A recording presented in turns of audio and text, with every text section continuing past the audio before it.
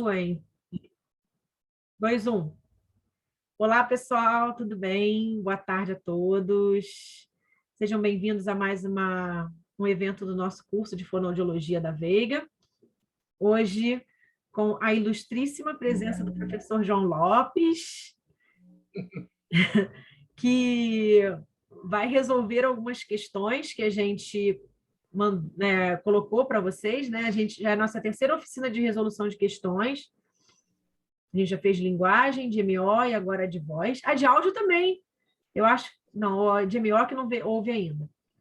E é muito bacana proporcionar isso a todos, porque o que a gente deseja é que vocês façam concursos, participem de processos seletivos. Provavelmente a prova para acadêmico bolsista da Prefeitura do Rio já está chegando por aí, né? A divulgação do edital para estágio não obrigatório, e é bom já começar a treinar, né? Então, o professor João vai conduzir essa oficina, né? Essa resolução das questões de voz selecionadas de provas, e tenho certeza que vai ser super proveitoso. Cachorro latindo. E o cachorro latindo. Oi, gente, boa tarde para todo mundo. Bom encontrar vocês, né? Encontrar aqui nessa sexta-feira, finalzinho de tarde. E, enfim, o calor chegou no Rio de Janeiro, então isso também é muito bom, porque deixa a gente mais feliz, mais aquecido. E, é claro, o raciocínio eu acho que funciona um pouco melhor por conta disso tudo, né? As emoções ficam mais afloradas também. Bem, eu selecionei 3 questões para a gente poder discutir. Eu quero começar já com a questão 14, a objetiva. Eu vou falar sobre as questões objetivas e depois eu vou para a questão discursiva, tá bom?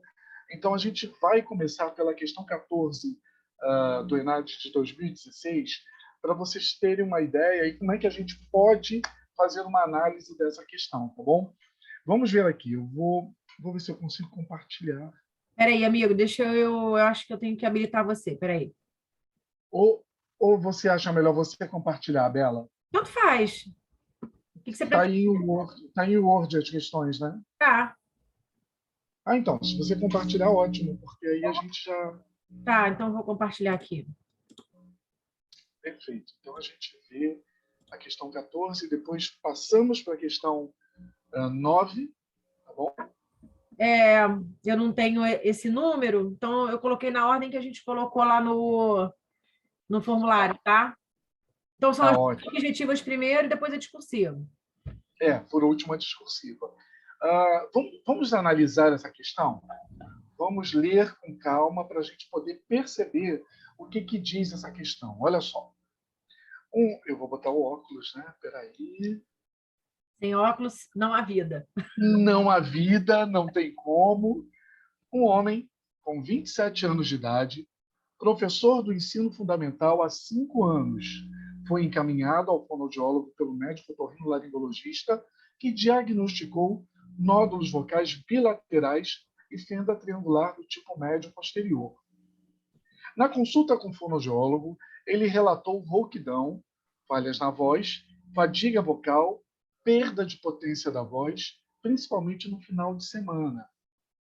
Também dores na região cervical e 5 episódios de afonia. E aí vem os dados aqui que a gente tem que analisar. Realmente eu não sei se quem está aqui, todos passaram por voz 2. Eu realmente não sei se todos já passaram e já tiveram aula comigo. Atual distúrbios da voz. Distúrbios da voz 2. Desculpem. Eu acho que não. Agora só distúrbios da voz. Agora só distúrbios da voz. O Rafa eu sei que passou, a Sara também, né? Mas os outros eu não sei se passaram por mim. Mas vamos analisar uma coisa aqui, que eu sempre falo nas aulas. Quando eu dou as patologias orgânicas, organofuncionais, ou melhor, organofuncionais, o que eu digo para vocês, gente? Uma das perguntas, uma das grandes dúvidas é: homem tem nódulo em prega vocal? Sim, não tem, não tem. E nós conversamos já várias vezes sobre isso. Dentro dessa nossa conversa, o que eu disse para vocês? Não só eu que digo isso, mas a Mara Belal confirma isso tudo claramente, principalmente nos estudos dela. O homem produz 3 vezes mais ácido hialurônico do que a mulher. Isso significa, em outras palavras, que esse ácido hialurônico é relacionado às pregas vocais, ou seja, nessa proteção das camadas da prega vocal, ele não permite ou ele não proporciona um impacto mais evidenciado que possa prejudicar o tecido da prega vocal.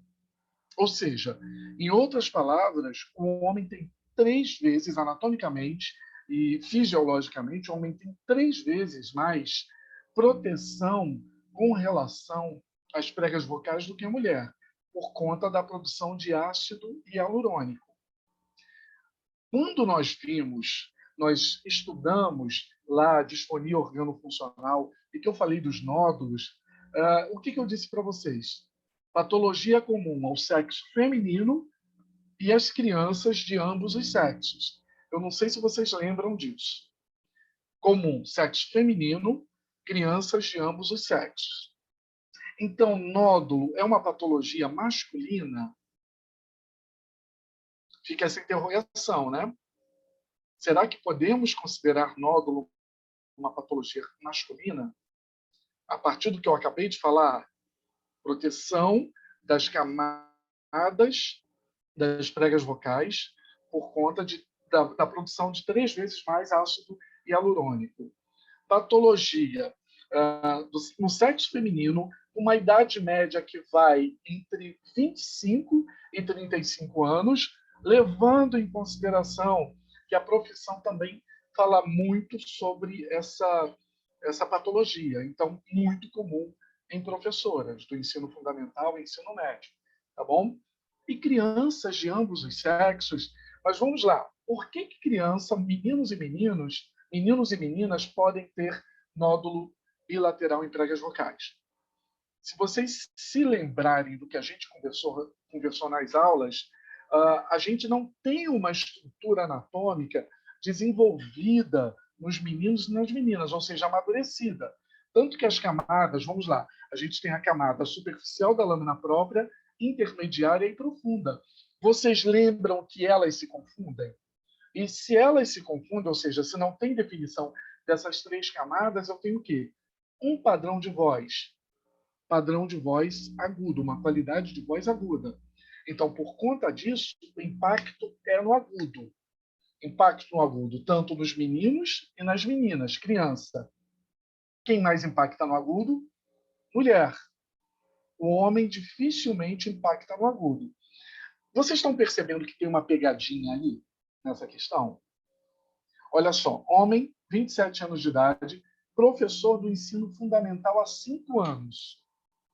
Tá ok. Foi encaminhado ao fonoaudiólogo pelo médico otorrinolaringologista que diagnosticou nódulos bilaterais e fenda triangular. Fenda triangular, sim. Do tipo médio posterior, sim, comum. Mais comum com relação aos nódulos bilaterais seria até a fenda e ampulheta, aquela que tem abertura anterior e abertura posterior, ou seja, o terço médio se toca abrindo posteriormente e anteriormente. Vocês lembram disso, né? Mas pode ser que desenvolva também a fenda médio-posterior, tá bom? Na consulta com o fonoaudiólogo, relatou rouquidão, falhas na voz. Nódulo proporciona rouquidão e falhas na voz? Sim. Fadiga vocal, nódulo proporciona? Sim. Perda da potência da voz? Sim. Principalmente no final de semana, ou seja, depois de ter usado a voz profissionalmente durante uma semana inteira. Dores na região cervical por conta de tensão e afonia possível também. Então está tudo certinho nessa questão.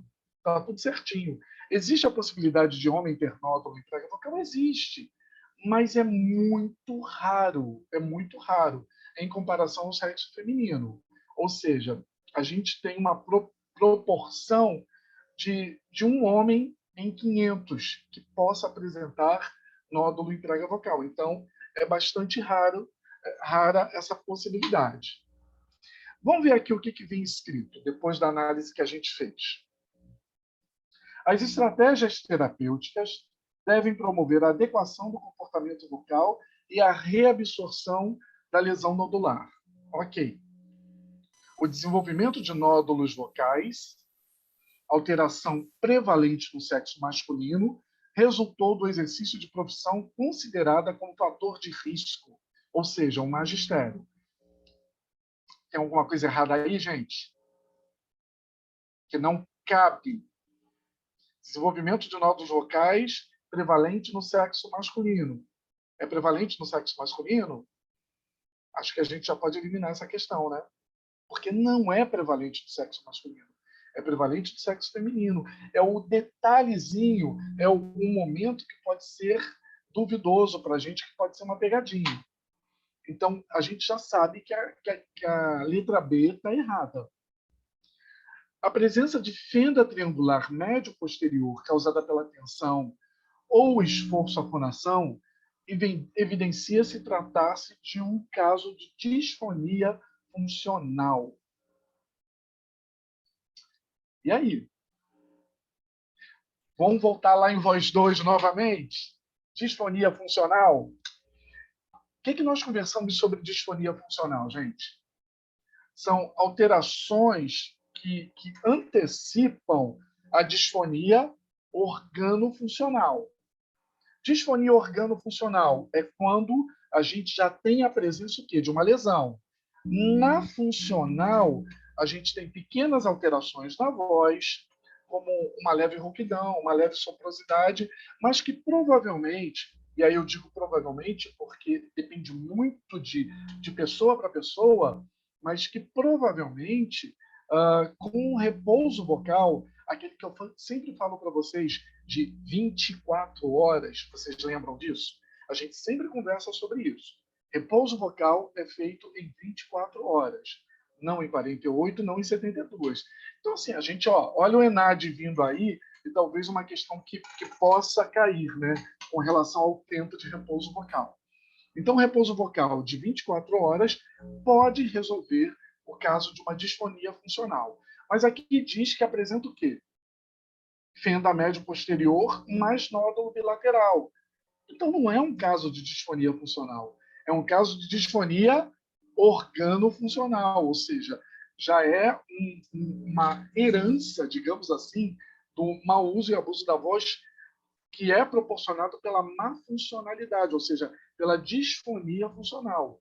Eu abusei, eu mal usei a voz e persisti nesse mau uso e abuso da voz. Consequentemente, eu comecei a proporcionar para o meu organismo, para a minha laringe, algum tipo de patologia pelo mau uso e abuso da voz. E aí eu tenho a disfonia organofuncional. Então, a questão C também não se encaixa aí nesse caso. Vamos lá, vamos à questão D? Vamos ver aqui o que diz. A reabilitação, mediante o uso de técnicas de relaxamento corporal, é suficiente, uma vez que o tipo de lesão apresentada resultou de tensão associada à fonação. E aí? Como é que a gente lida com isso? Vamos pensar numa coisa. Vocês, claro, aqui na universidade, nas práticas que vocês fazem com a Poli, o que é relatado e o que nós conversamos é, no caso de nódulos, nódulos podem acontecer, nódulos acontecem por tensão, ou seja, mau uso, abuso da voz e tensão. Ou seja, nós temos tensão cervical, temos tensão no ombro, ou seja, a gente desenvolve o que nós chamamos de síndrome do músculo esquelético. O nódulo pode proporcionar isso. Ombros tensionados, pescoço erguido, pescoço para cima, para frente, tudo isso vai proporcionar, e é claro que no caso de nódulo, quando a gente tem por tensão, e o nódulo vem com certeza absoluta por tensão, a gente tem que trabalhar o relaxamento. Só relaxamento corporal vai resolver o caso de um nódulo, gente? Como é que eu vou regredir patologia se eu não sonorizo? Se eu não trabalho fonte glótica?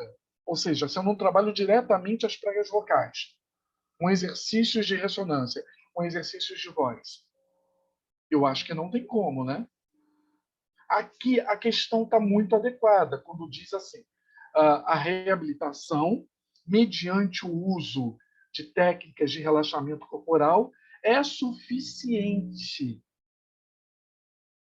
O grande problema está nesse momento aqui, porque a gente sabe que não é suficiente. A gente tem que trabalhar os exercícios vocais para poder fazer com que essa patologia seja reabsorvida, ou absorvida, como vocês queiram, pelo organismo. Então, relaxamento corporal não é suficiente. Temos a questão B também errada, né? E aí a questão diz assim, as técnicas de força em puxo e ataques vocais bruscos devem ser utilizadas para, desculpe, eu ri antes, para a captação glótica. Tá, não vou nem falar nada. Eu acho que essa questão aqui é a mais absurda de todas, né? Como é que a gente pensa em fazer coaptação glótica se utilizando de exercícios de impacto e de ataque vocal brusco? A gente não vai conseguir fechar fenda alguma. Por quê? Primeiro, porque o impacto vai fazer com que a gente não tenha um nódulo bilateral ali. Então, esse nódulo bilateral ele tende a aumentar a partir do momento que vocês usam o quê? A técnica de força de empuxo. Como é que é essa técnica? Existem duas formas de fazer. Então, imaginem vocês que eu coloco o som da letra B na boca e faz de conta que tem uma parede aqui. Ó. A câmera, a tela é uma parede. Eu empurro a minha mão para frente com o som do B na boca, assim, ó, fazendo tensão. Ó. Pô. Isso eu consigo baixar a laringe tranquilamente, mas seu impacto, é claro que eu vou aumentar a lesão. E aí diz aqui, ó, ataque vocal brusco. Ou seja, seu impacto na primeira sílaba, quando eu estou falando, digamos que eu tenho que dizer assim, papai trouxe pipoca quente. E se eu faço assim, ó, pá, ó, já impactei. E seu impacto, o que eu tenho? Pregas vocais que se tocam de forma agressiva. Então, eu aumento o campo de lesão dessas pregas vocais. Então, elas não podem ser utilizadas para coaptação glótica. Mas o que vocês podem utilizar para coaptação glótica? Vamos pensar aqui. Se eu quero fechar uma fenda, eu tenho que lembrar essencialmente que para fechamento de fenda, eu tenho primeiramente que baixar a laringe. Eu tenho que trazer conforto para essa estrutura. E o conforto vem através do abaixamento laríngeo. Então, se nessa questão aqui diz, olha, para coaptação glótica, ou seja, para fechamento de fenda em prega vocal, eu tenho que me utilizar de exercícios que façam abaixamento laríngeo, estaria correto. Mas ataque vocal brusco, impacto, empuxo, impacto, não vai fechar prega vocal, não vai fechar fenda em prega vocal. Aí, alguém quer comentar alguma coisa? Eu não sei. Se vocês querem falar alguma coisa. Deixa eles falarem, João. Tem que participar esse povo aí, não é só assistir o meu João, não. Não sei se vocês têm dúvidas, que eu estou falando algumas coisinhas aí, eu não sei se vocês têm algum tipo de dúvida. Comentários também, pessoal. Um privilégio, o professor João está aqui comentando essas questões. Às vezes, os erros vêm por coisas bobas, né? Coisas simples, coisas que vocês já sabem, né? Quem já fez distúrbios da voz, certamente teria base para responder essa questão, né, João? Sim, com certeza. Tem uma pergunta do Rafa aí. Deixa eu olhar aqui. Luísa anotando tudo. Ah, maravilha. Aí o Rafael perguntando se pode trabalhar com o exercício do sapo. O famoso B prolongado. Baixa a laringe. Para baixar a laringe e trabalhar o fechamento. Sim, é uma coisa muito interessante, Poli, e falando com você, com o Rafael, que uma dúvida que os nossos alunos têm é: professor, mas se eu baixar a laringe, eu vou dar mais grave a voz. Ou seja, a associação imediata que eles fazem é essa. No caso de fenda glótica, principalmente aquela fenda e toda a extensão da prega vocal, a fenda antero-posterior, aquela que é aberta da parte posterior até anterior, eu preciso baixar a laringe. Porque quando eu baixo a laringe, eu aumento o quê? Massa. E quando eu aumento massa na prega vocal, ou seja, toda a estrutura, eu consigo uma coaptação mais facilitada. Vai dar a grave na voz? Não, não vai proporcionar grave. De jeito nenhum. Vai proporcionar conforto sonoro, com certeza, e a coaptação glótica que a gente tanto precisa. Então, assim, a melhor forma da gente fechar uma fenda é iniciar com abaixamento de laringe. O fato é que quando chega alguém para a gente, e dentro desse automatismo de um raciocínio muito rápido, a gente pensa o quê? A pessoa está rouca, está com uma voz muito grave. Vem um laudo que está dizendo que tem fenda. Deixa eu trabalhar o agudo para tirar essa rouquidão. Então, tenta-se salvar uma situação botando agudo. E não, a gente tem que dançar conforme a música. Então, se a pessoa chega assim, ó, toda alterada, com uma voz rouca, toda grave, eu tenho que trabalhar no grave. Eu tenho que trabalhar abaixamento de laringe, eu tenho que trabalhar no grave. Eu costumo dizer para os alunos, Poli, que é dançar conforme a música. Porque se eu coloco agudo nisso, primeiro que eu vou Favorecer a atenção. vou favorecer a atenção e vou romper fibras. Eu estava tentando lembrar, né? Uhum. Vou romper fibras, porque eu entro em hiperextensão. Uhum. Então, eu preciso o quê? Eu preciso trabalhar no grave, fazer todos os exercícios no grave, mesmo que a pessoa diga assim: ah, mas a minha voz era tão aguda. Sim, era muito aguda. Mas a gente vai trabalhar o exercício dentro desse tonzinho que está agora rouquinho, ou seja, dentro do grave, para depois a gente ter alcance dos agudos. Então, o primeiro momento é esse. A gente não botar agudo. Não, até porque senão, como é que você vai favorecer a absorção do nódulo? Se você continuar mantendo aquele comportamento tensional, laringe alta, né? Exatamente isso, não tem como, né? Não tem como. Você vai ficar, vai ser antifisiológico dentro de uma lógica, né? Dentro de um raciocínio.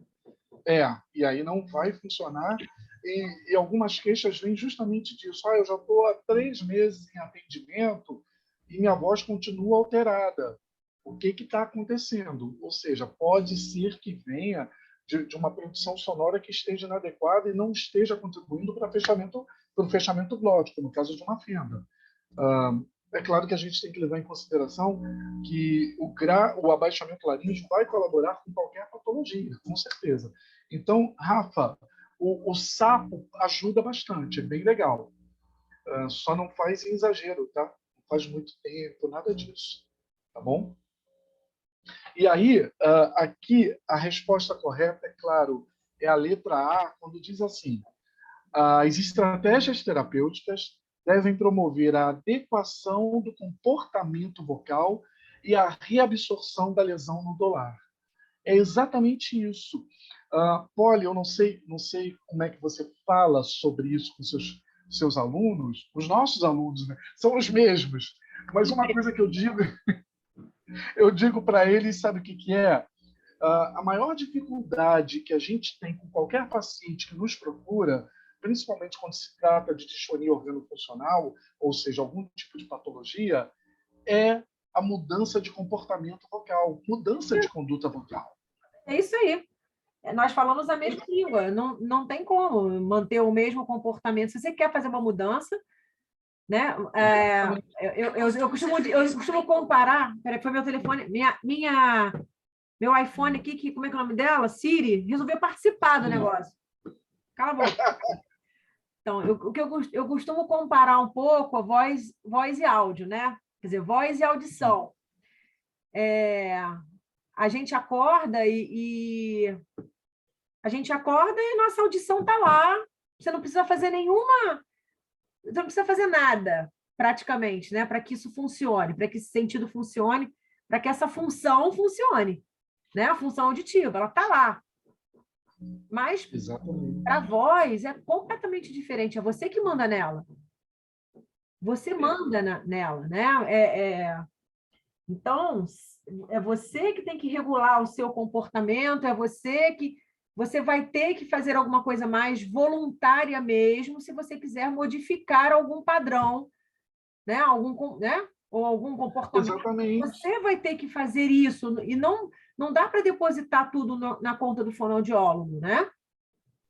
Pois é, e o mais complicado para a gente, nesse sentido, é quando a gente pega uma pessoa que não tem, primeiro, ciência do seu comportamento vocal que é inadequado. E o comportamento vocal vem relacionado com essa personalidade do indivíduo. Exato. Então, uma mudança de comportamento vocal, eles imediatamente associam com mudança de personalidade. Aí fala assim, mas se eu falar assim, vou falar baixinho, vou perder o meu domínio, a minha autoridade. Algumas pessoas pensam dessa maneira e continuam impactando e aumentando lesão em entrega vocal. Então, eu costumo dizer justamente isso, que a conscientização e a modificação do comportamento vocal é o nosso primeiro desafio. Exatamente. Exatamente. Sei. E a questão diz justamente isso, né? A questão correta diz: as estratégias terapêuticas devem promover a adequação, ou seja, essa modificação do comportamento vocal, né? E a reabsorção, claro, da lesão nodular. É esse o nosso objetivo. Então, a questão correta é a letra A, tá, gente? Dúvidas? Só para finalizar aqui, João, no chat, o Rafael pergunta, a Ivanúbia te elogia, você como sempre top, e o Rafael pergunta sobre se é para usar tubo de alta resistência, eu estou complementando a pergunta dele, num primeiro momento. O tubo de alta resistência, você diz, vamos lá, nós temos o palito de pirulito, é esse que você está falando, Rafa? E tem o tubo finlandês, que é aquele de vidro. Qual que você está falando? Tubo de vidro? Ou o palitinho de pirulito? Esse aqui. O Laxivox. O Laxivox. O Laxivox não é um tubo rígido, né? O tubo rígido de alta resistência é o palitinho de pirulito ou aquele tubinho de vidro que a gente chama de tubo finlandês. Sim, Rafa, você pode usar, sim. É recomendável. Lembre-se do seguinte, no caso de uma lesão nodular, eu opto por usar, a partir da terceira sessão, mais ou menos, eu fico controlando isso, eu peço até os meus estagiários também para controlarem, eu uso o palitinho de pirulito, porque ele me proporciona, ele tira a fadiga vocal. Então, ele é muito interessante para ser feito nos casos de nódulo em pregas vocais. Então, eu sugiro que você faça, mas não de imediato. Eu sempre deixo a partir da terceira sessão. O Laxivox, que é o tubo daqui meu, que é esse tubo aqui, o flexível, né? Esse daqui, eu também começo a usar a partir da terceira, quarta sessão, levando em consideração alguns detalhes que vão contribuir para a regressão nodular. Um deles é lembrar que você não vai poder afundar esse tubo, então o tubo só fica submerso 2 dedinhos na água, tá ok? E a sonorização é com a intenção do veúdo no tubo, com a água, na garrafinha com água. vai sair distorcido, vai sair muito mais U do que VU, mas é isso que a gente quer mesmo, e não pode afundar, senão vai entrar em tensão, e aí não vai funcionar o exercício, a gente vai ter muita resistência glótica e dificuldade realmente de reabsorção da patologia. Então, eu sugiro a você que você se utilize, pode usar, principalmente com variação de glissando, que é o que super funciona, mas com dois dedos dentro da água, tá? Do tubo dentro da água, submerso. Tá bom? Nada além disso, tá bom? Respondido? Tudo certo? O que eu faço? Passo para outra questão, é isso? Vamos sim, amigo, que já são 18h21. E eu pensei que ia ser só 1 hora, hein? É. Então, vamos lá. Segunda questão. Tá aí, Polly, com você, né?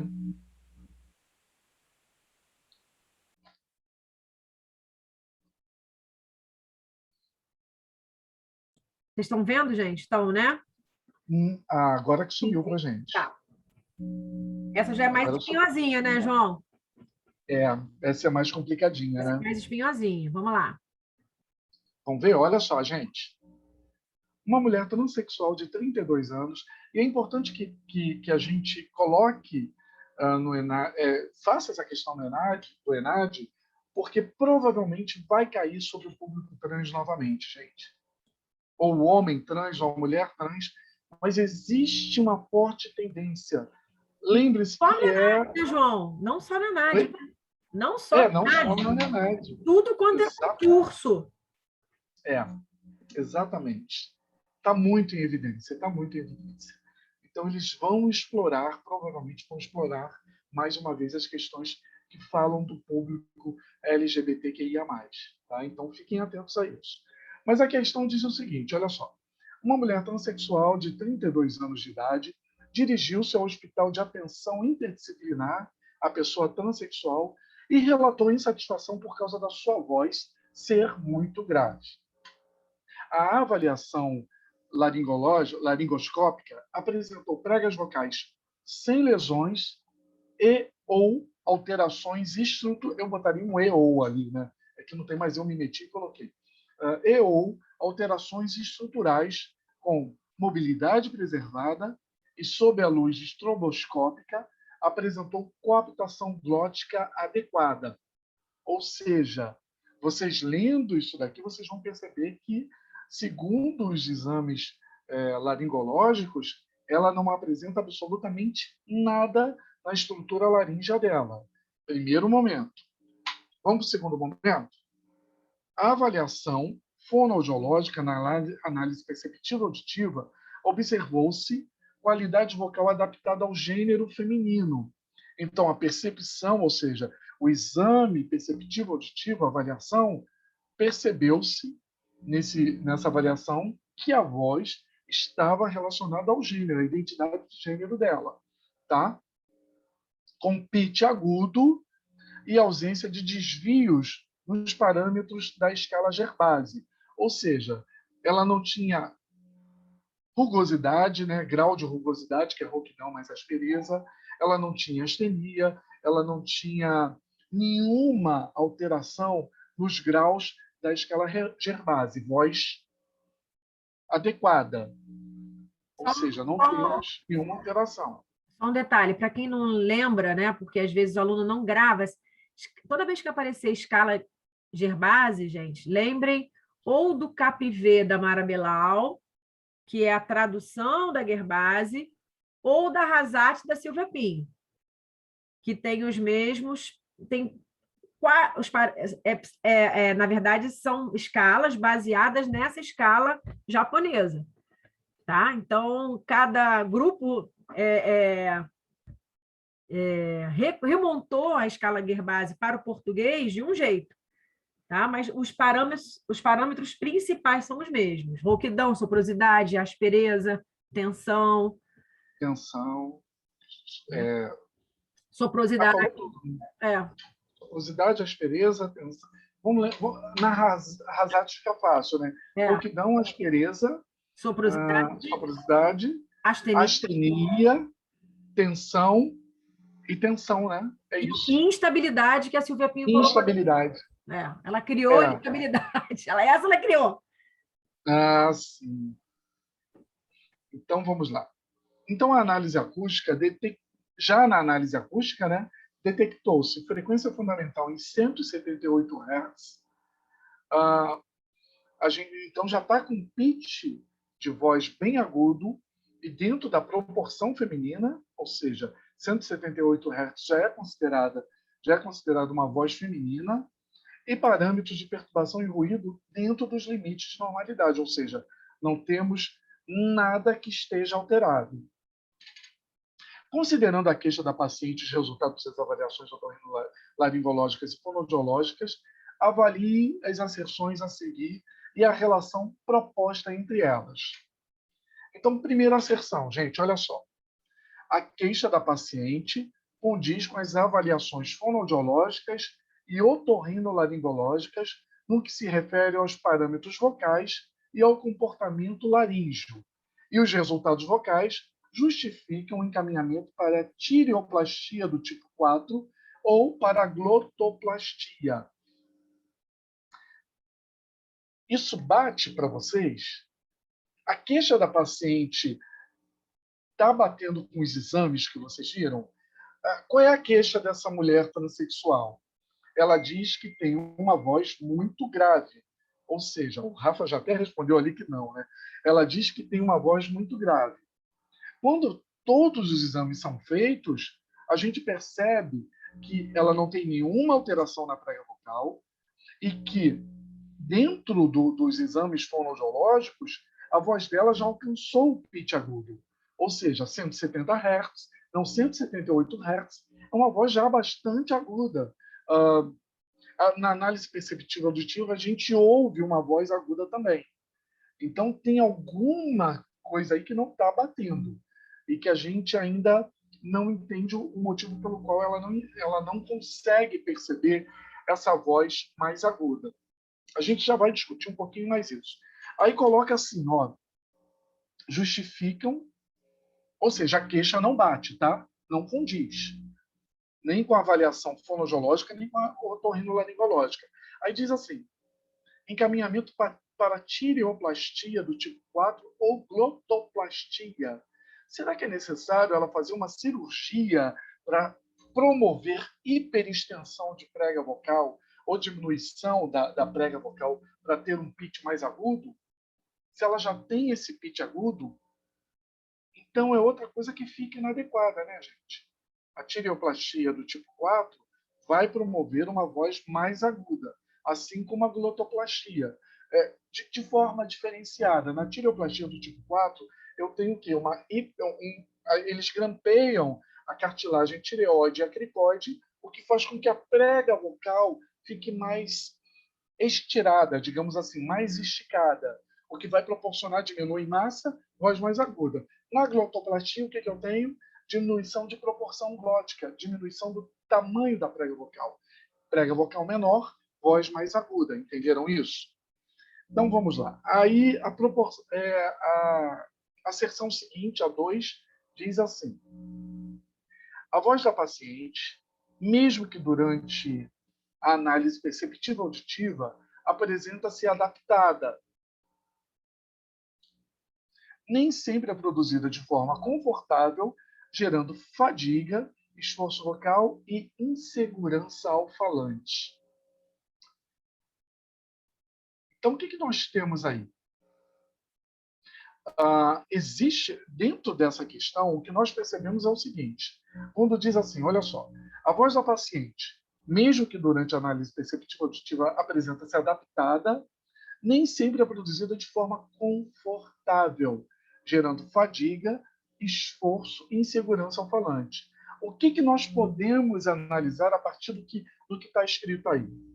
É que essa paciente, ou seja, que essa mulher, ela está se utilizando de um padrão de voz que ainda é de sobreesforço para ela. Numa análise acústica e numa análise perceptiva auditiva, a gente percebe que é uma voz que está adequada Mas se ela está se utilizando de um padrão que é hiperagudo, ou, por exemplo, uma voz em falsete, essa voz em falsete vai proporcionar desconforto para ela. E talvez a queixa dela esteja norteada por conta disso. Ou seja, vamos ver aqui a questão 2 de novo? Olha, sobe um pouquinho para mim, por gentileza. É uma questão bem espinhosa essa, pessoal. Essas questões com Sim. porquê. Deixa eu...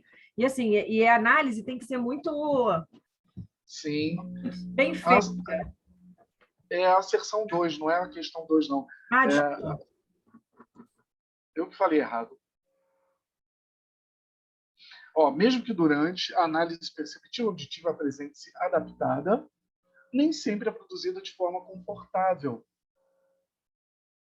Então, pode ser que, nesse momento, a gente escute o quê?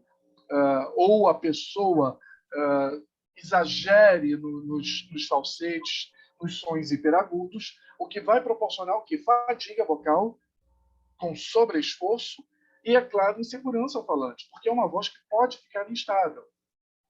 Então, nessa avaliação, a gente tem uma questão que diz assim: se eu coloco um pitch mais alterado, se eu exagero na minha colocação vocal, é claro que essa voz vai me proporcionar insegurança. E eu vou ter variações entre o grave, o médio e agudo. Não que dentro dessa variação, dentro da variação da análise acústica, e leva em consideração que na análise acústica a gente tem um som da fonte sonora, que é diferente da perceptiva auditiva, isso não seja percebido. Mas durante aquele momento de avaliação, a gente tinha uma voz que estava adequada. Pode ser que no dia a dia, no cotidiano, essa pessoa tenha momentos onde que ela se utilize de uma voz um pouco inadequada, puxando para o falsete, e aí sim ela vai entrar em fadiga vocal. Então a asserção 2 é uma asserção bastante adequada. Aí nós temos aqui a opção correta. A asserção 1 e 2 são proposições verdadeiras e a 2 é uma justificativa correta da 1. Já temos uma inadequação aqui quando ela diz assim: queixa da paciente condiz com as avaliações fonoaudiológicas e otorrinolaringológicas. Já não é uma questão verdadeira, né? Porque a paciente fala que está desconfortável com a voz, está com uma voz muito grave, mas na avaliação a gente tem tudo adequado. Então, essa questão inicialmente já não é verdadeira, já não é uma questão correta. As asserções 1 e 2 são proposições verdadeiras, mas a 2 não é uma justificativa da 1. A gente já sabe que a 1 não é verdadeira, né? Porque se a queixa da paciente não tem relação com avaliação fonoaudiológica ou otorrinolaringológica, a gente já pode eliminar essa questão. Não é uma asserção verdadeira. E aí não tem nem o porquê justificar isso. Então, a gente também pode eliminar essa questão. Letra C. A asserção 1 é uma proposição verdadeira e a 2 é uma proposição falsa. A asserção 1 é verdadeira, gente? Se a queixa da paciente não está condizente à avaliação fonoaudiológica, já é uma questão falsa, né? Então, errada a questão C também. D. A asserção 1 é uma proposição falsa e a 2 uma proposição verdadeira. Sim. A gente tem o quê? Na 2, olha só. A voz da paciente, que mesmo durante a análise perceptiva auditiva apresenta-se adaptada, nem sempre é produzida de forma confortável, onde ela pode abusar dos hiperagudos, onde ela pode usar falsete, e isso vai gerar o quê? Fadiga, esforço vocal e insegurança, porque eu vou ter o quê? Variação nessa sonoridade. Então, a proposição 2 é uma proposição verdadeira. E a 1 vocês já sabiam que era falsa. E a questão 3 diz o quê? Diz que as... Letra E, aliás. Diz que 1 e 2 são falsas. Não, 1 é verdadeira e a 1 é falsa e a 2 é verdadeira. Então, letra D é a questão. Dúvidas com relação a essa questão, gente? Ficou fácil, difícil? Como é que ficou para vocês? É porque entrega logo de cara, né? Logo na primeira secção já entrega.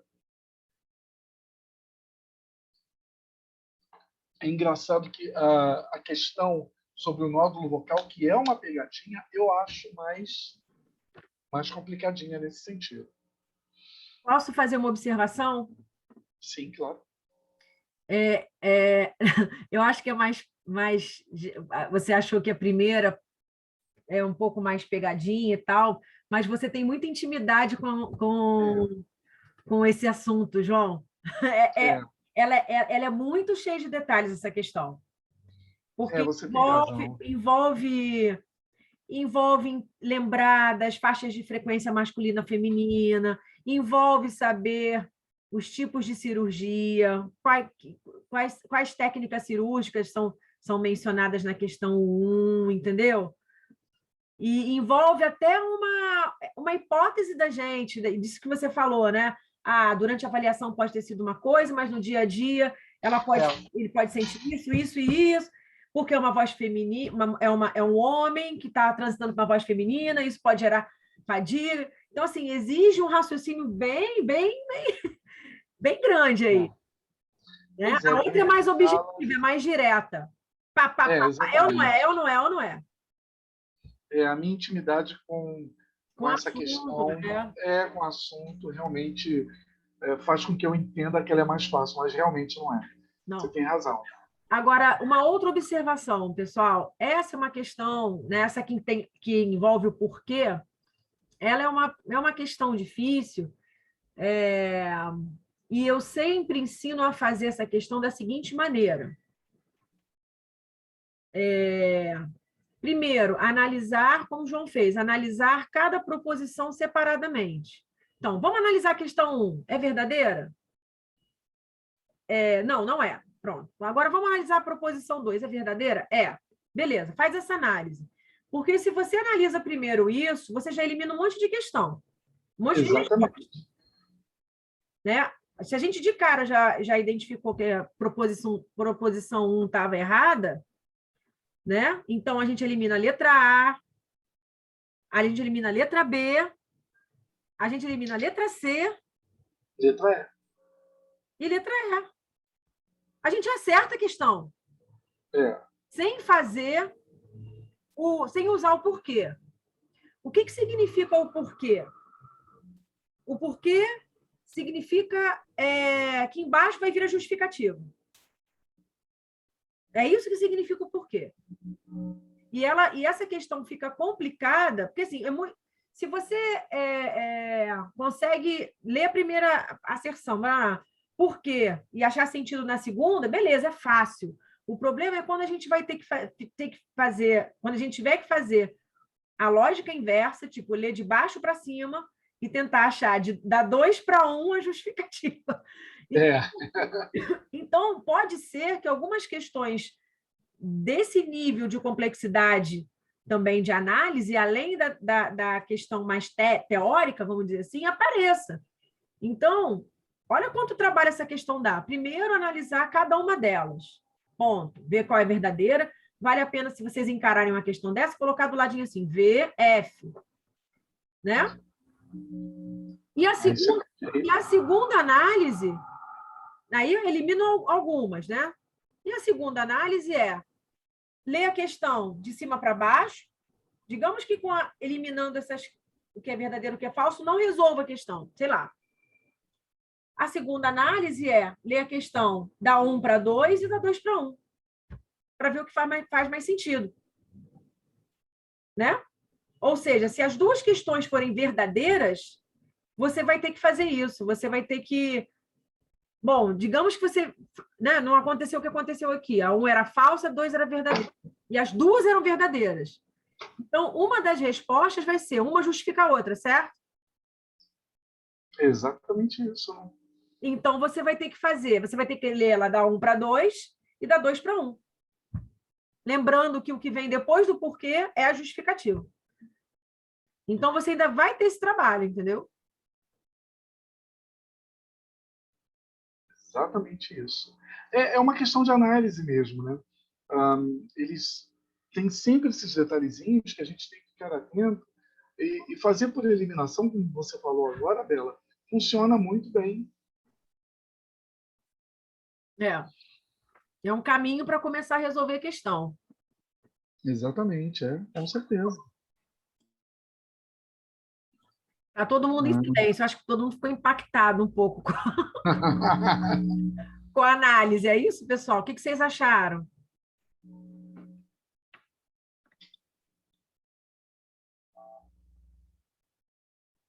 E aí?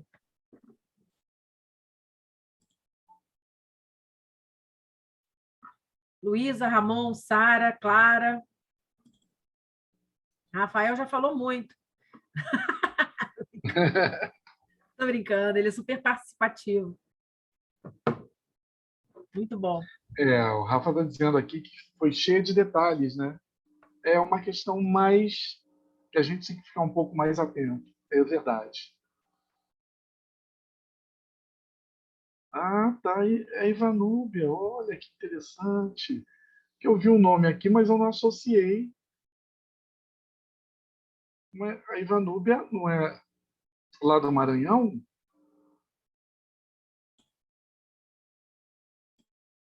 Ah, sim, ó. Olha que interessante, ela está participando, que bacana. Bem-vinda, querida.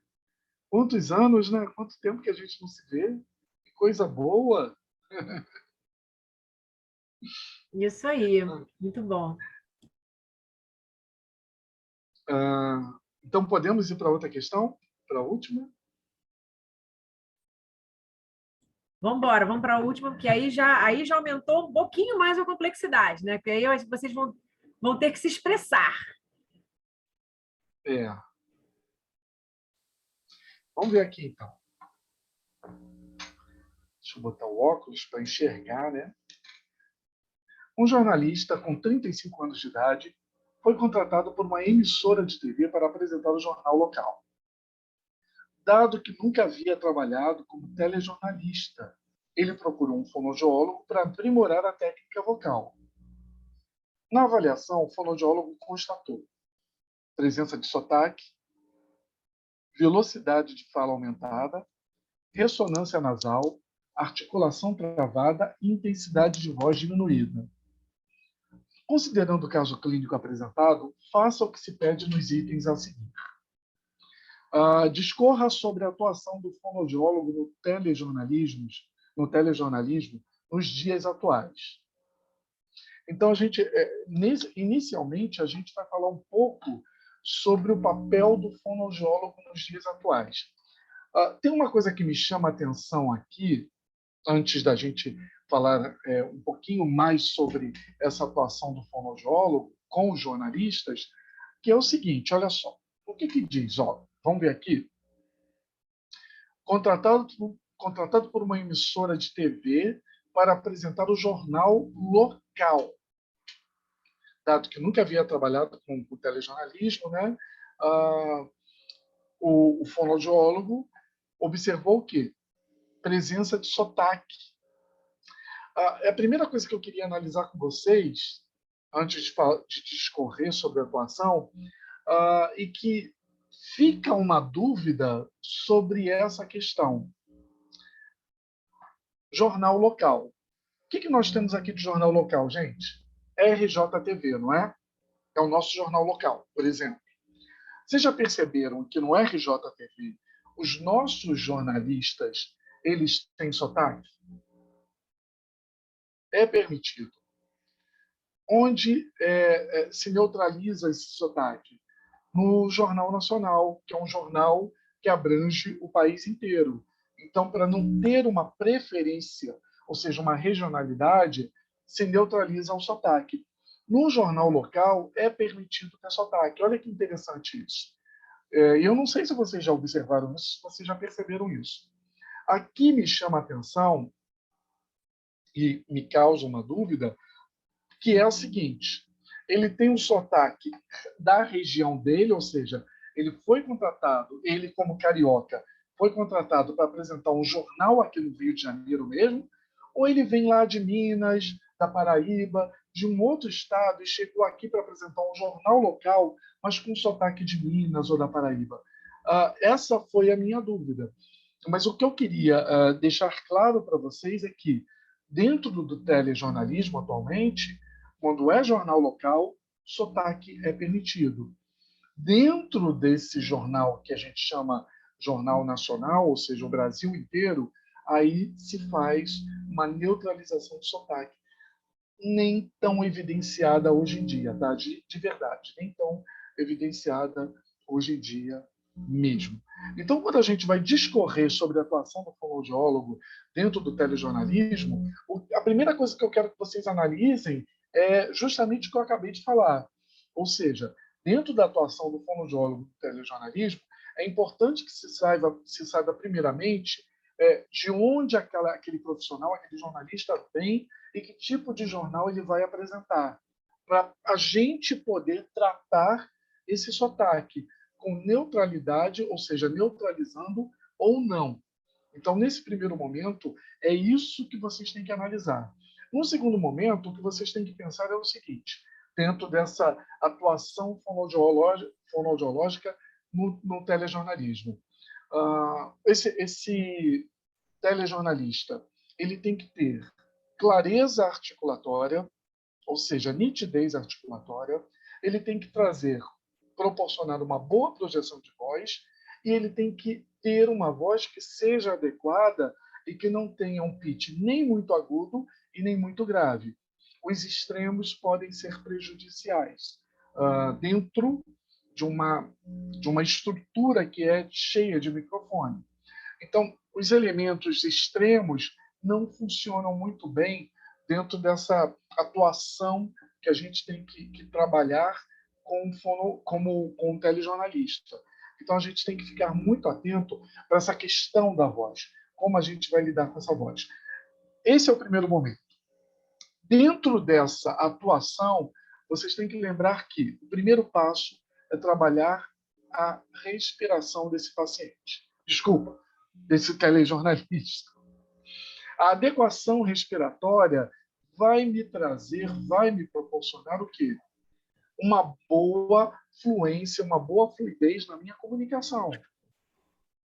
O ar irregular me proporciona palavras inadequadas, truncadas, uma respiração com ruído, uma respiração que vai parecer, ou seja, que vai chegar até a outra pessoa, o telespectador, de maneira desconfortável. Então, tudo isso vai ter que ser trabalhado.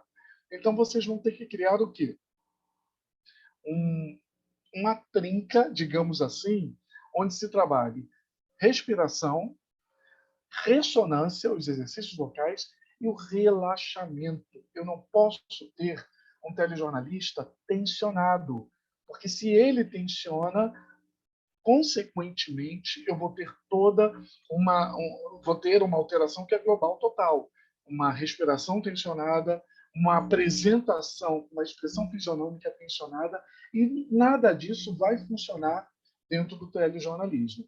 Então, nessa atuação fonoaudiológica, nesse primeiro momento, eu queria que vocês pensassem nos R's, respiração, relaxamento e ressonância, para trabalhar com esse telejornalista, perceber a postura dele, como ele lida com o próprio corpo, como ele lida com essa expressão fisionômica, e também perceber como é que é essa musicalidade da fala dele, que é o que nós chamamos de sotaque.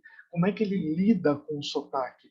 E se a gente vai ter que neutralizar sotaque ou não, dependendo do jornal, ok? Aí vem a segunda, que diz assim: 4 estratégias terapêuticas a serem propostas pelo fonoaudiólogo, acabei já falando, né, no que se refere aos aspectos constatados na avaliação. Vamos pensar aqui nas estratégias terapêuticas? De uma certa forma, eu acabei já falando, né? Se a gente tem, olha, vamos ver aqui o que ele apresenta. Olha, sotaque, velocidade da fala aumentada, ressonância nasal e articulação travada. Olha aí como é que vocês já têm estratégias terapêuticas que precisam ser trabalhadas. Exatamente, ela quase está respondida a questão. Pois é. Então, nós temos o quê? Presença de sotaque. Então, pelo que eu entendi aqui, a gente tem o quê? Que neutralizar o sotaque, se for o caso, tá? Então, a gente faz um trabalho de neutralização do sotaque. Trabalhamos a parte respiratória, ou seja, a adequação do padrão respiratório, colocando essa respiração na região costo-abdominal diafragmática, para ter melhor controle desse ar que vai sair e que não vai aumentar a velocidade dessa fala. Isso vai controlar a velocidade dessa fala. A gente vai fazer exercícios de ressonância para tirar, para oralizar essa voz, ou seja, para trabalhar uma voz muito mais oralizada do que nasalizada. Então, a gente trabalha com exercícios de ressonância que buscam oralizar essa voz e trabalhamos também nitidez articulatória, exercícios de articulação para poder proporcionar nitidez articulatória. Aqui ainda tem a possibilidade de se trabalhar o quê? Quando a gente bota aqui a intensidade de voz diminuída, trabalhar também a projeção de voz. Então, a gente acabou colocando 5 estratégias ao invés de 4 estratégias. Não é tão complicado assim, né? Assim, dá para fazer um trabalho em cima disso. Eu acho que assim, o mais importante que eu queria que vocês pensassem é uma ressonância com hipernasalidade. Vocês vão ter que trabalhar a ressonância mais oralizada, exercícios de articulação, principalmente para dar maior nitidez articulatória, tá ok? E quanto à intensidade da voz diminuída, lembre-se que a gente está falando de recurso ao microfone. Eles têm recurso ao microfone, eles falam com o microfone, e talvez o trabalho de projeção de voz não precisa ser tão evidenciado assim.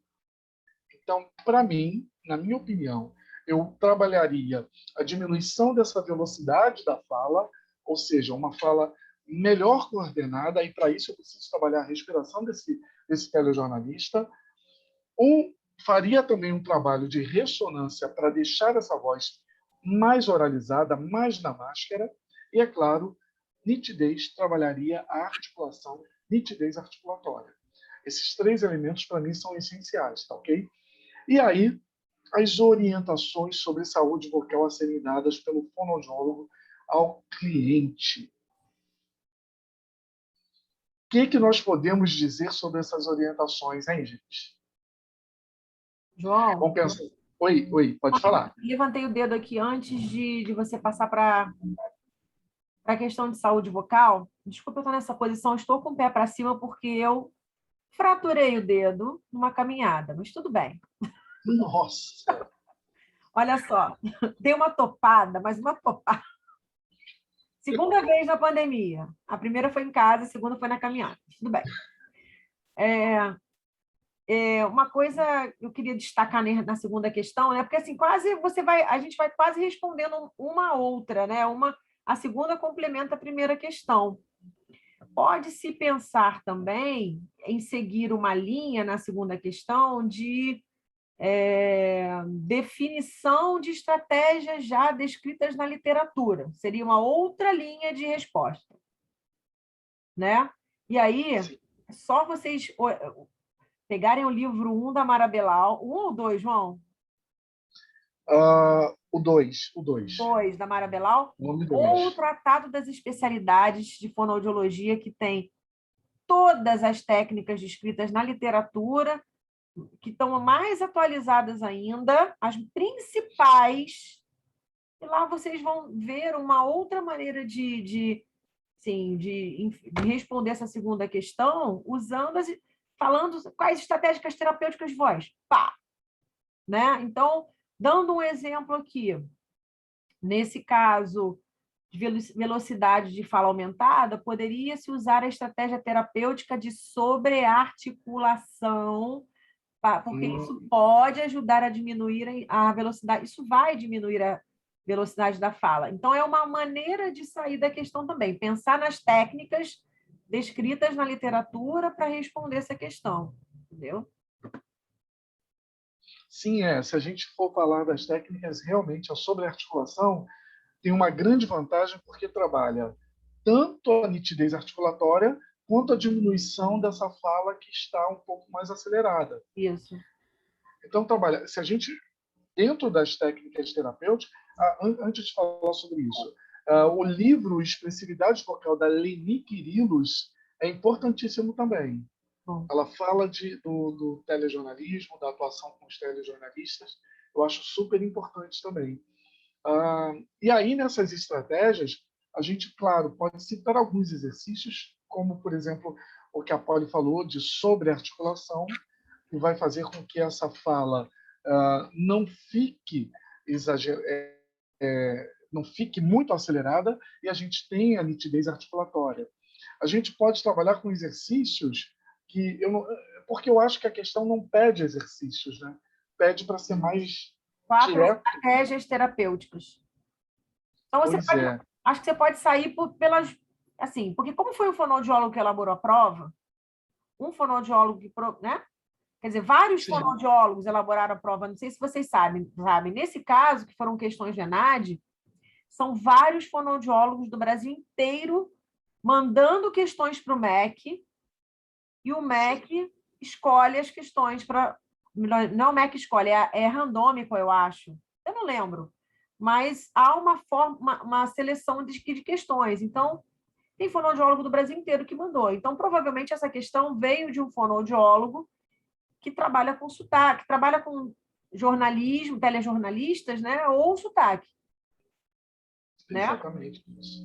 Então, pode, assim, provavelmente fosse aceito, né, que descrevesse a técnica e a justificativa para ela. Como a gente falou agora, né? Por exemplo, a sobrearticulação vai ajudar tanto na diminuição da velocidade quanto no aumento da amplitude articulatória.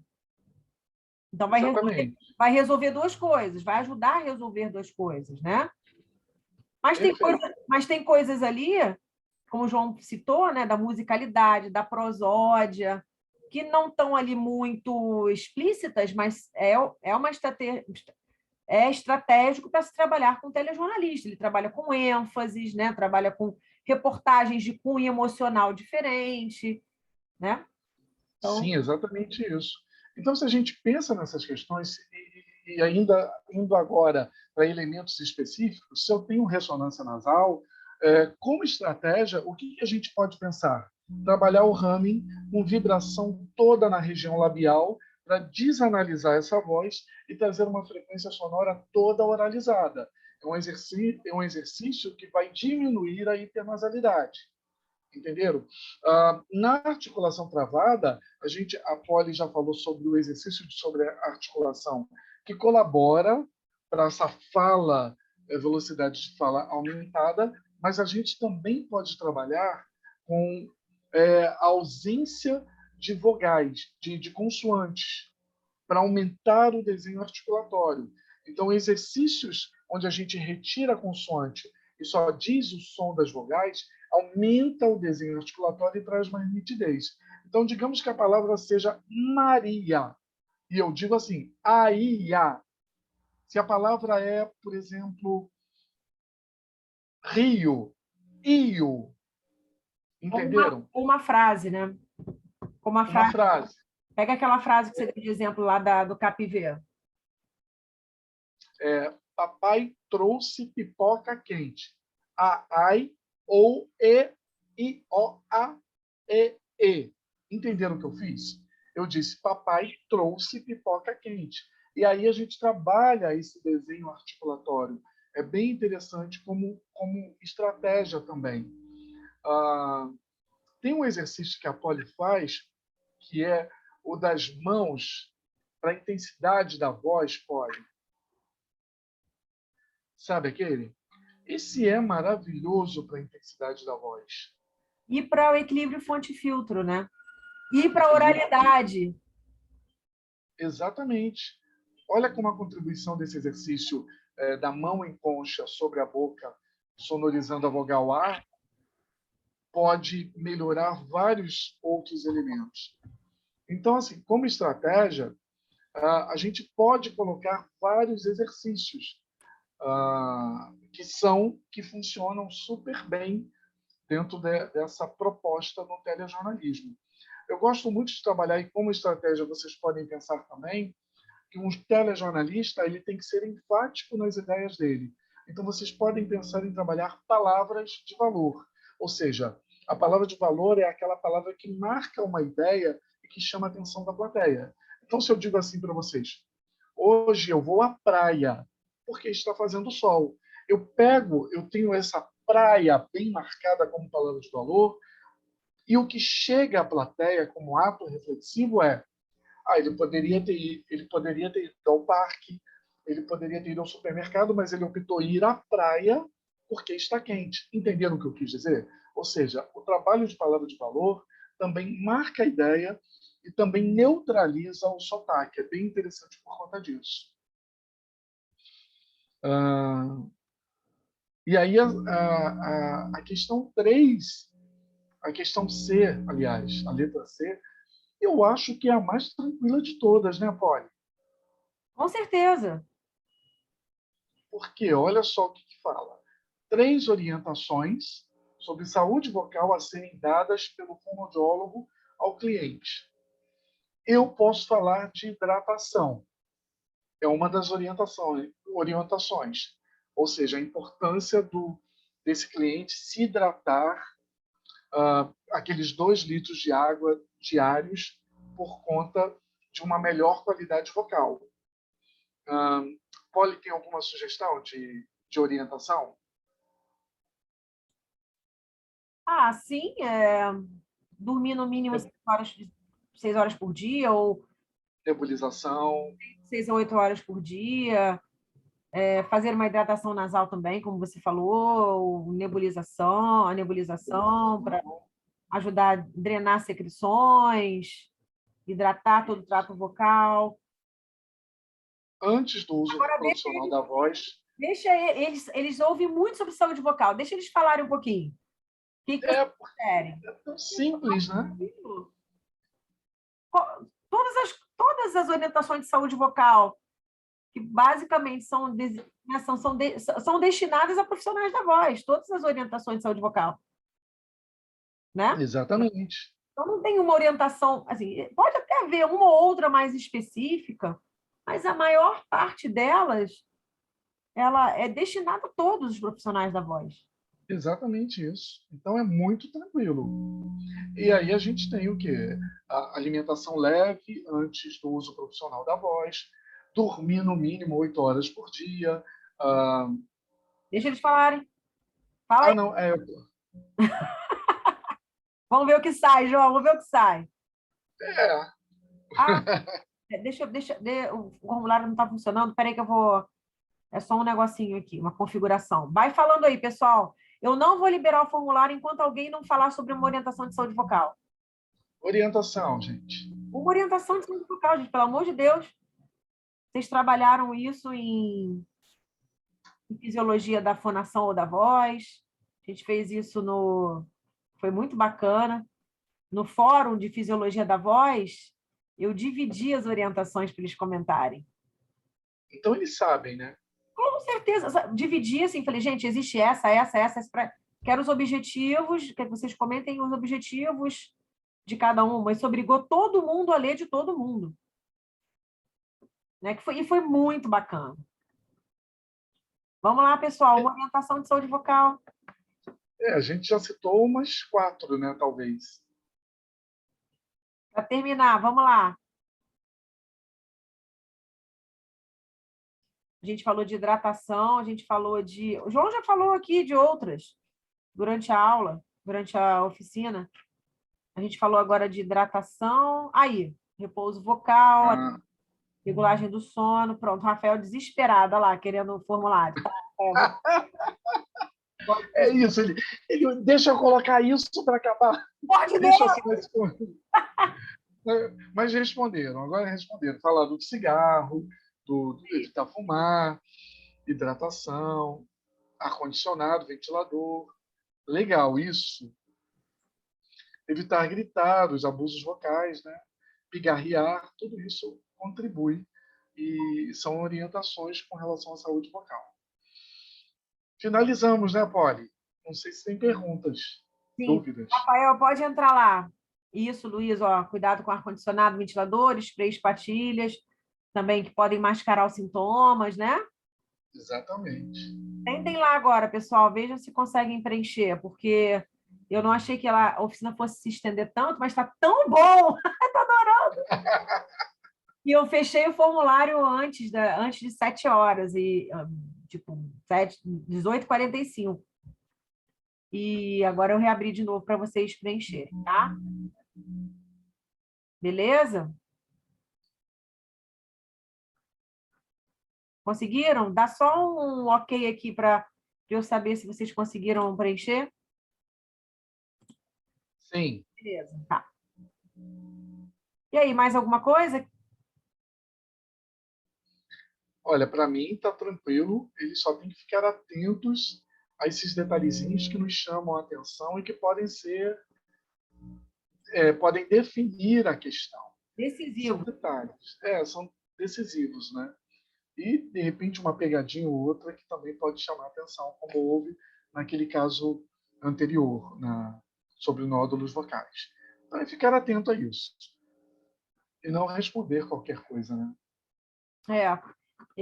Queria também, João, destacar que você escolheu muito bem as questões, assim, porque a gente fez uma média, uma mais ou menos fácil, uma média para difícil e uma discursiva, né, que leva a gente a uma reflexão, mesmo enfim, ter que ser mais expressivo, né, e ter que fazer uma tomada de decisões, né, do que colocar.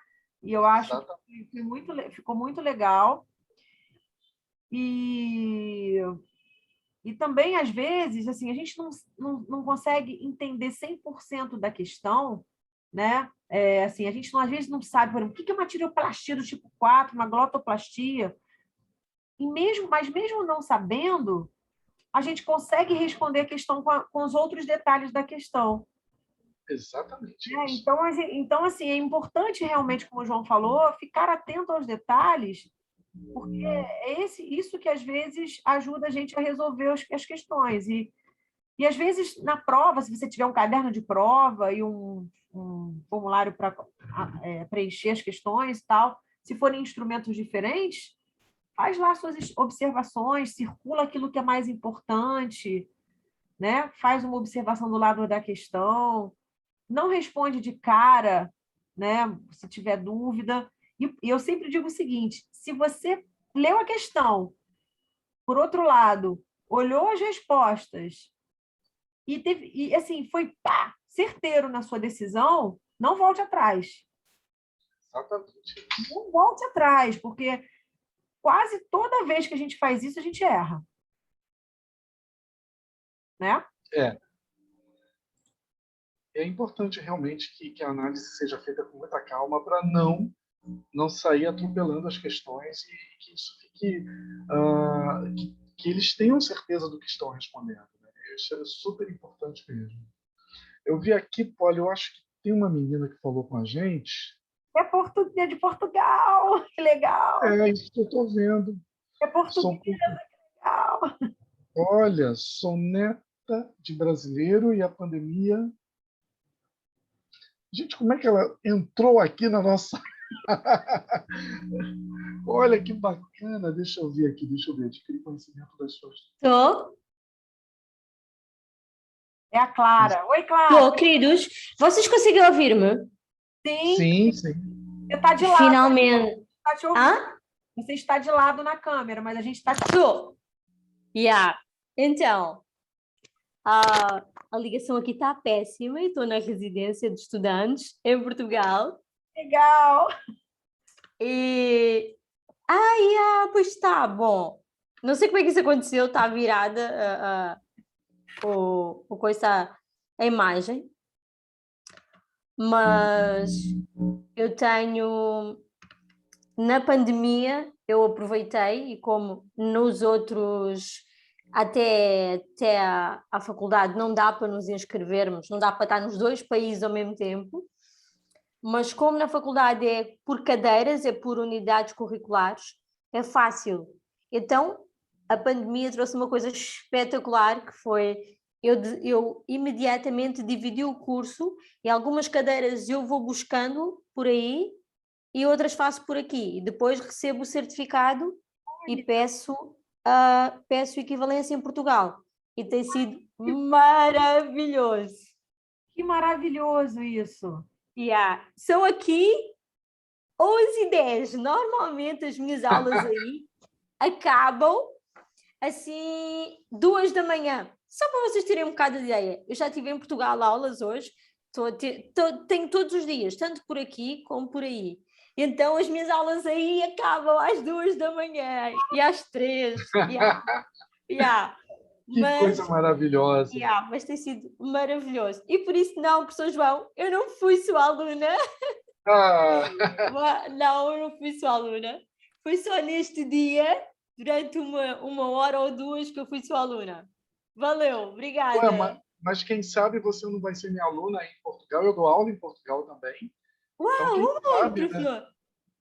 Eu dou aula no mestrado do Instituto EPAP, que é uma junção da Universidade de Ciência e Saúde de Jacuitão. Sério? Uau! Sério. E final do ano eu estou aí. Em dezembro eu chego aí para dar aula. Eu fico em dezembro e janeiro dando aula aí para vocês. Quer dizer, para vocês não, para aí. Sim. Mas eu estarei por aí em Portugal. Uhum. É no Alcoitão? Sim, o Instituto EPAP tem uma parceria com a Universidade de Alcoitão. Do Alcoitão, E aí eu vou dar aula na Universidade de Alcoitão agora em janeiro. Boa. Eu vou em dezembro, claro. Eu aproveito muito mais Portugal e fico até janeiro. Boa.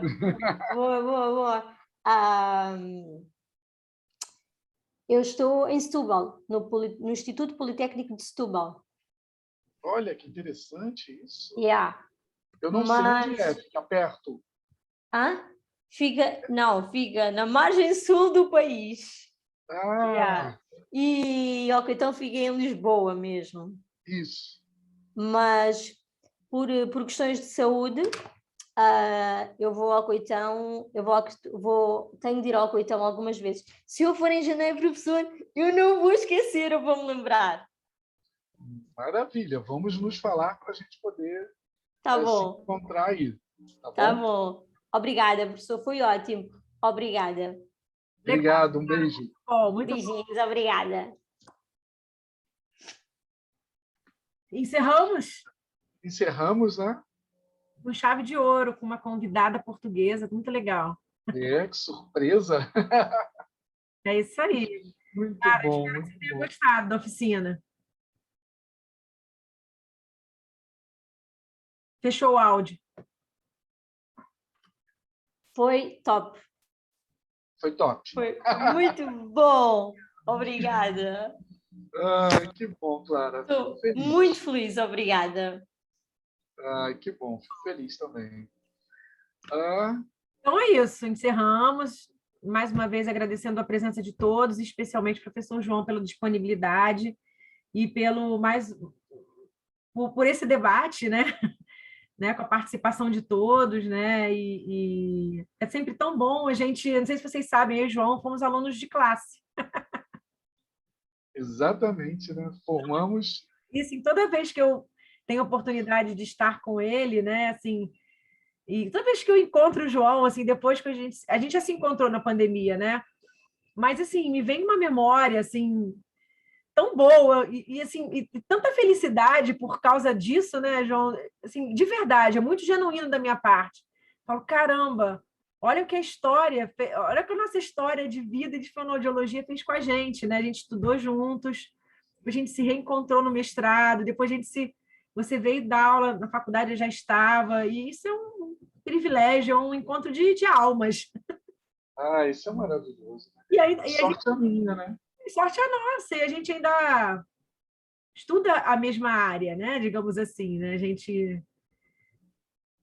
Então, É a junto área de pós. com a causa. Pois é, não, a gente é privilegiado, né? Ter feito a graduação juntos e poder agora a gente ser professor na mesma universidade juntos Temos é amigos, muito bom. E temos, amigos. né? É isso aí, pessoal. Então, um beijão. Bom fim Beijos. a todos. Valeu. Tchau, tchau. Depois vou colocar lá no nosso YouTube, tá? Fonoaudiologia Uva Oficial. Clara, se você quiser conhecer algum dos conteúdos que a gente já gerou de eventos, oficinas, só ir lá no Fonoaudiologia Uva Oficial no YouTube, nosso canal. Top. Eu acho que já subscrevi, tenho a impressão, mas vou ver. Tá bom. Tá, obrigada, querida. Tchau. Obrigada. Continuação de uma boa noite, bom fim de semana. Tchau, Beijinho. beijo. Beijinho.